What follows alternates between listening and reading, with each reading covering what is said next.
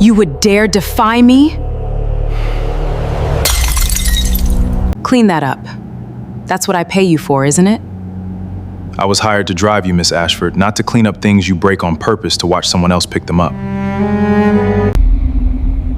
Excuse me? I understand exactly who I'm speaking to. I'm happy to do and drive you anywhere at any hour, but I won't clean up a mess you made on purpose. I am not your slave, Vanessa. Vanessa Ashford knocked her own glass of water off the side table, watched it shatter across the marble floor of her family's Chicago penthouse, and looked directly at the man standing near the door in a plain black uniform. "Clean that up," she said, her voice carrying the flat, practiced cruelty of someone who had said some version of that sentence to household staff dozens of times over the preceding 18 months. "That's what I pay you for, isn't it?" Jake Marsden looked at the broken glass, then back at Vanessa, sitting in the wheelchair she'd occupied since the accident that had changed the entire shape of her life a year and a half earlier, and did something none of her previous 3 drivers had ever once done. He didn't move. "I was hired to drive you, Miss Ashford," Jake said, his voice calm, entirely without hostility, "not to clean up things you break on purpose to watch someone else pick them up." Vanessa stared at him, genuine shock crossing her face for the first time in longer than either of them could have accurately measured. The specific, practiced power dynamic she'd relied on for 18 months suddenly, unexpectedly refusing to hold.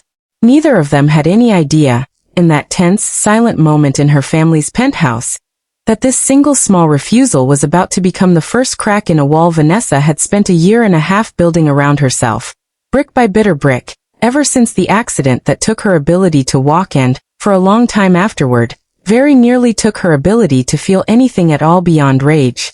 Before I tell you exactly how these two people found their way toward each other, if this is your first time here, go ahead and hit subscribe, because this story is worth staying for all the way through. Like this video if you believe people can genuinely change when someone finally refuses to enable the worst version of them. Share it with somebody who needs a reminder that grief can look like cruelty long before it looks like healing. And drop a comment below with the time and the city you're watching this from. I read every single one, and I love seeing exactly how far these stories travel. Now let me take you back to the beginning, to understand exactly what happened to Vanessa Ashford, and exactly why Jake Marsden walked into her life at the precise moment he did. Vanessa Ashford grew up as the younger of 2 children in one of Chicago's most prominent business families, her father having built Ashford Holdings into a diversified empire spanning commercial real estate, private equity, and a considerable philanthropic foundation over nearly 3 decades before his death 5 years before this story begins. Vanessa, before the accident that would eventually define this story, had built her own considerable reputation as a talented dancer and choreographer, running a respected contemporary dance studio in Chicago's Wicker Park neighborhood, work she'd pursued deliberately separate from her family's business empire, wanting, throughout her 20s, to build something entirely her own rather than simply inheriting her place within Ashford Holdings the way her older brother, Derek, had. She was, by every account from people who knew her during that earlier period of her life, warm, driven, and generous, the kind of person who genuinely lit up a room, entirely unlike the guarded, often cruel woman she would become in the aftermath of the accident that changed everything 18 months before the story's central events. That accident occurred on an icy Chicago evening, Derek driving the 2 of them home from a family dinner, losing control of the vehicle on a patch of black ice that sent them into a guardrail at considerable speed. Derek walked away from that crash with only minor injuries. Vanessa suffered a severe spinal cord injury that left her permanently paralyzed from the waist down. A single icy moment ending, in her own words later, "The entire life I thought I was building for myself." Vanessa's transformation from the warm, driven woman she'd been before the accident into someone considerably harder and more guarded didn't happen overnight, but rather emerged gradually over the following months, as the full, permanent weight of her new physical reality settled in alongside a grief she'd never been given adequate space or support to properly process. She closed her dance studio within 3 months of the accident, unable to face the specific pain of remaining connected to a physical art form her own body could no longer perform, a loss that represented, for Vanessa, considerably more than simply a career ending. It represented the death of an entire identity, she'd spent her whole adult life carefully building. Her relationship with her brother Derek fractured considerably during this same period. Vanessa's grief curdling, in the months following the accident, into a specific, corrosive blame directed almost entirely at the brother who had been driving that icy evening, despite the accident's clear, documented status as exactly that, an accident, caused by weather conditions entirely outside either sibling's control. She needed somewhere to put all of it, Derek would later explain, addressing this period of their relationship with a specific, weary honesty. I understood that even while it was happening. Understanding it didn't make it hurt any less, watching my own sister look at me like I'd deliberately taken her legs from her. Vanessa's cruelty toward household staff emerged from this same unprocessed grief, a pattern that intensified steadily over the following year as she cycled through driver after driver, housekeeper after housekeeper, each one eventually resigning or being dismissed after failing to withstand the specific, exhausting cruelty she'd begun directing at nearly everyone within her daily orbit. Jake Marsden had spent most of his adult life working steady, unglamorous jobs across Chicago. Several years as a delivery driver, a stint managing a small auto shop that eventually closed during a difficult economic stretch, most recently nearly 2 years driving for a rideshare service while he searched, with steadily diminishing hope, for something more stable. He'd grown up on Chicago's South Side, raised by a single father who'd worked as a city bus driver for over 3 decades, a background that had instilled in Jake both a considerable work ethic and a specific, unshakable sense of his own dignity that had nothing to do with his current financial circumstances. He applied for the private driver position with Ashford Holdings roughly 2 weeks before this story's central event, drawn by the position's considerably better pay and benefits compared to his current rideshare work, entirely unaware, walking into that interview, of the specific reputation the position had apparently earned among Chicago's private staffing agencies for its remarkably high turnover. The staffing agency's own coordinator had mentioned carefully, during Jake's final interview, that the position's previous 3 occupants had each left within a matter of months, offering only a vague, diplomatically worded explanation about some challenges with client temperament, that Jake, given his own urgent need for stable, well-paying work, hadn't pressed further at the time. He accepted the position anyway, needing the income too badly to turn down a genuinely good opportunity over a vague warning he didn't yet have any real context for.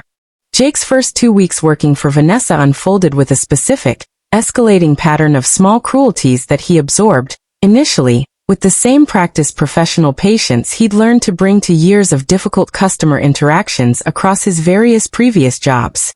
Vanessa tested him consistently during those early weeks, sharp, dismissive comments about his driving, unreasonable, last-minute schedule changes clearly designed to inconvenience rather than genuinely serve any practical purpose, a specific, cold condescension that Jake recognized, with some professional detachment, as a deliberate pattern rather than simple bad moods.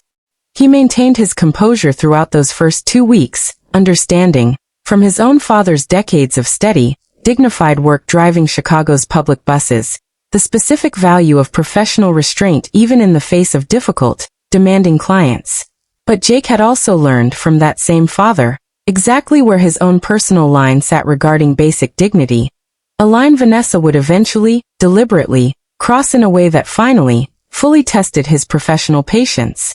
That test arrived on a Tuesday afternoon, roughly 2 weeks into his employment, when Vanessa, in the middle of an otherwise unremarkable conversation about her afternoon schedule, deliberately knocked her own glass of water off the side table beside her wheelchair, watching it shatter across the penthouse's marble floor with an expression Jake would later describe as unmistakably, deliberately provocative.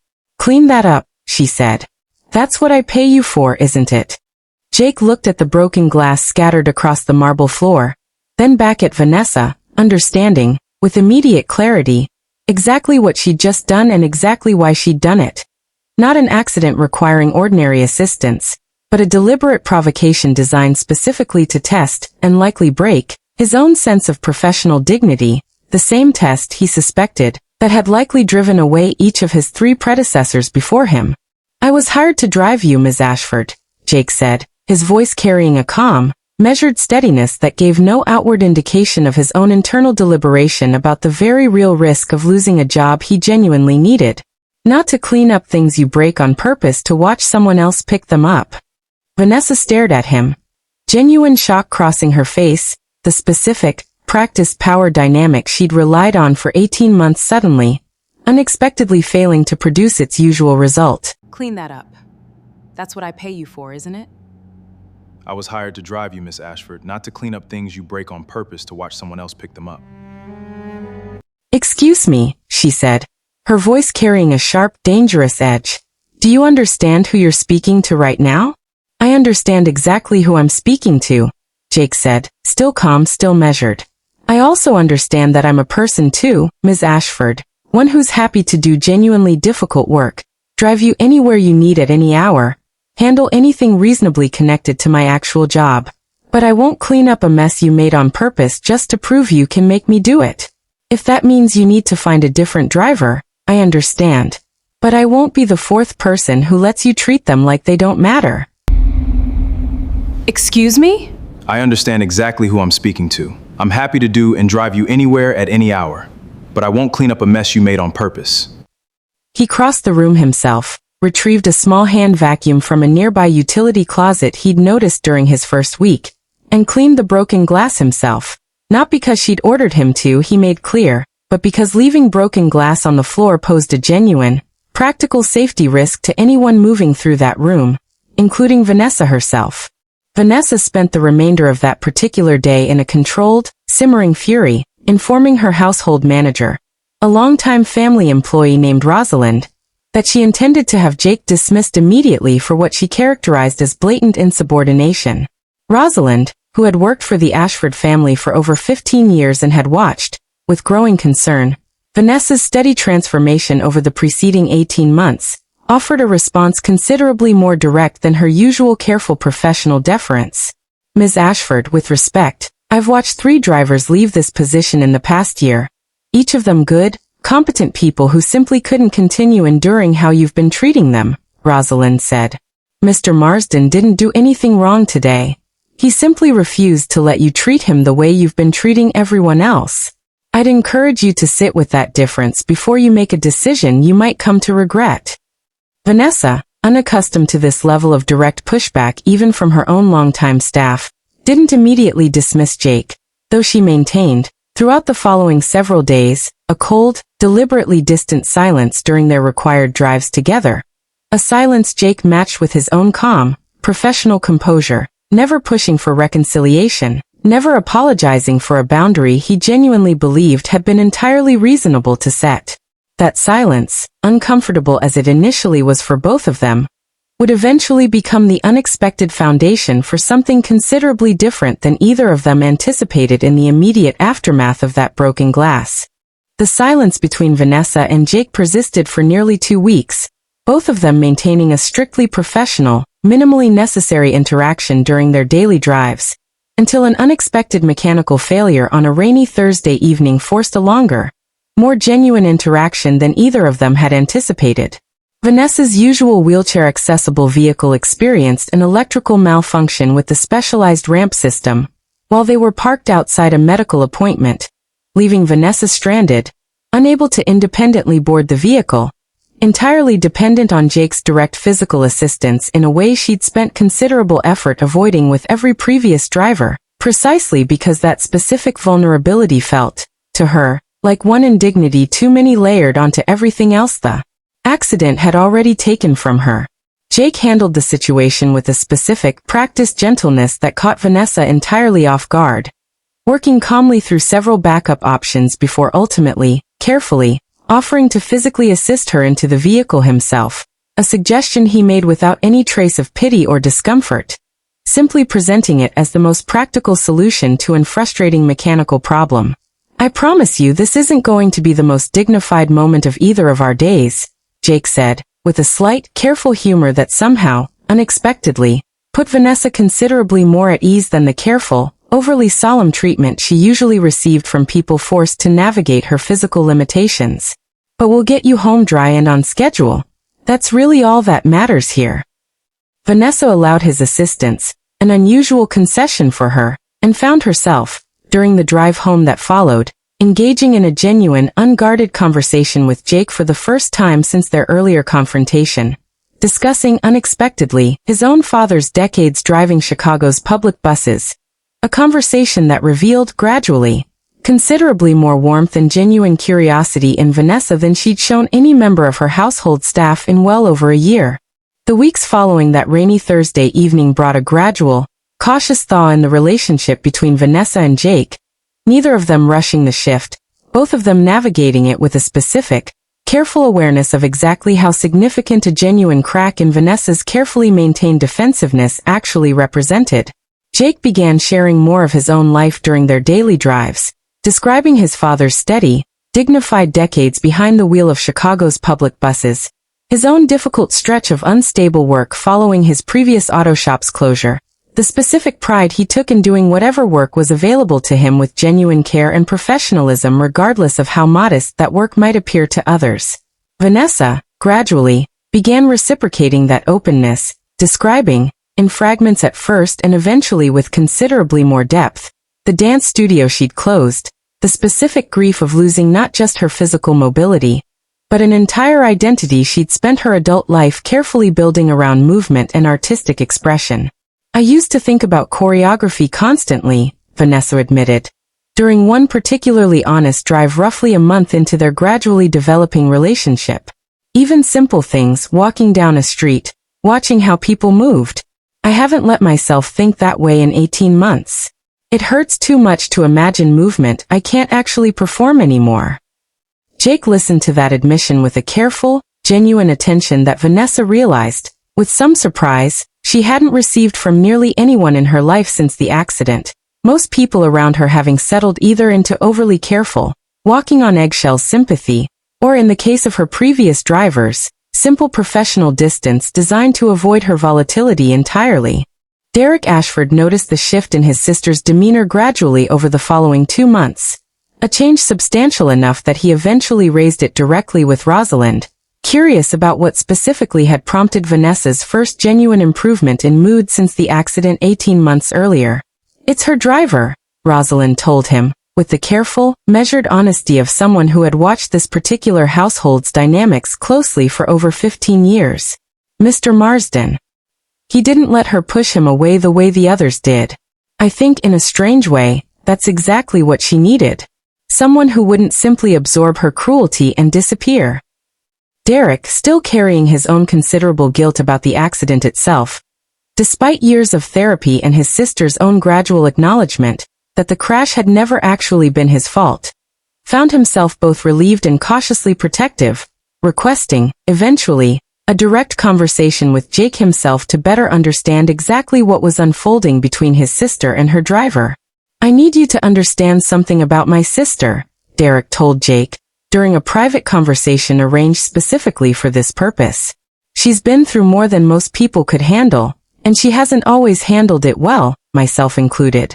If whatever's happening between you two is genuine, I want that for her genuinely.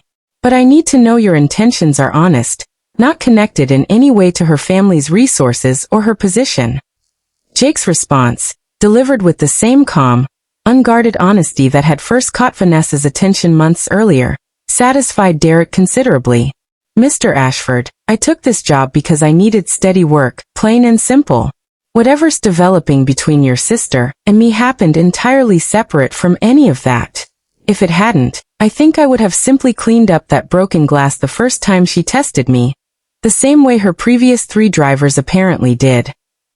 Vanessa's genuine growth throughout this period extended considerably beyond her developing relationship with Jake, encompassing a broader, more difficult reckoning with the specific ways her own unprocessed grief had curdled into cruelty toward nearly everyone in her orbit over the preceding 18 months. She began working, at Rosalind's gentle but persistent encouragement, with a therapist specializing specifically in trauma related to sudden physical disability, work that helped her, gradually, separate her genuine grief about her accident's physical consequences from the specific, corrosive blame she'd been directing at her brother, and eventually, from the broader pattern of cruelty she'd extended toward household staff, who had never once been responsible for the accident that upended her life. She reached out to Derek directly, roughly 3 months into this broader process of genuine reflection, offering an apology considerably more substantive than anything she'd managed throughout the entire preceding 18 months of their strained relationship. "I've spent a year and a half blaming you for something that was never your fault, Derek," Vanessa told him, during a conversation both siblings would later describe as genuinely pivotal in repairing their relationship. "I needed somewhere to put all of this anger, and you were simply the person closest to me when I needed somewhere to put it. That wasn't fair to you, and I'm genuinely sorry it took me this long to say so clearly." She also began, during this same period, reaching out individually to each of her 3 previous drivers, offering genuine, specific apologies for how she'd treated them, a gesture that surprised each of them considerably, given how thoroughly Vanessa's earlier reputation had preceded her throughout Chicago's private staffing community. Vanessa's genuine healing extended, over the following several months, into rebuilding pieces of the identity and purpose she'd lost alongside her physical mobility, work that Jake supported consistently throughout, though he was careful, in ways Vanessa specifically appreciated, never to position himself as the primary catalyst or savior of her recovery. She began, roughly 6 months into this broader period of growth, exploring adaptive dance and movement programs specifically designed for wheelchair users, initially skeptical about whether any version of movement work could feel meaningful compared to the choreography she'd once built with her fully mobile body, but gradually, genuinely rediscovering a version of the artistic passion she'd believed the accident had permanently taken from her. She eventually reopened a version of her dance studio roughly 10 months after that first broken glass, restructured specifically to include adaptive movement and choreography programs for dancers with disabilities alongside its original traditional offerings, work she described, once it was underway, as considerably more meaningful than even her original pre-accident studio had been, precisely because it now served a community she understood, with painful personal clarity, hadn't previously had adequate access to genuine artistic expression. "I spent 18 months believing the accident had taken away the only version of movement and artistry that mattered," Vanessa said, in comments she later shared publicly about this specific period of rebuilding. "I understand now that I simply hadn't yet discovered the version of that same passion that my actual life now required. I don't think I would have found my way to that discovery without someone in my life who refused to let me hide from the work of actually healing."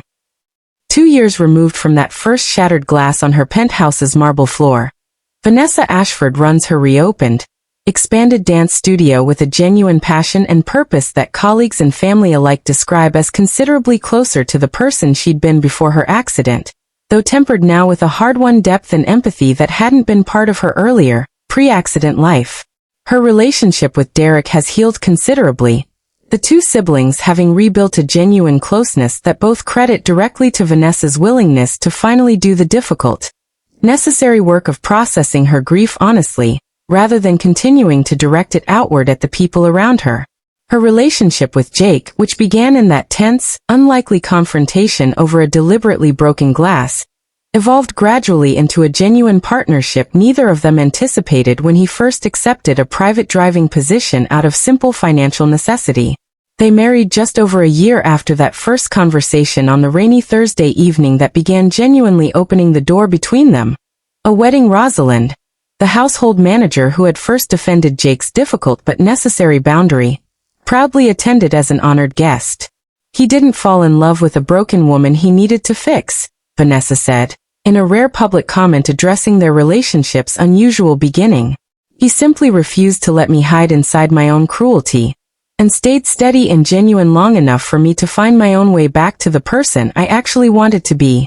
I think that's a considerably more meaningful foundation for a relationship than anything either of us could have planned from the very beginning."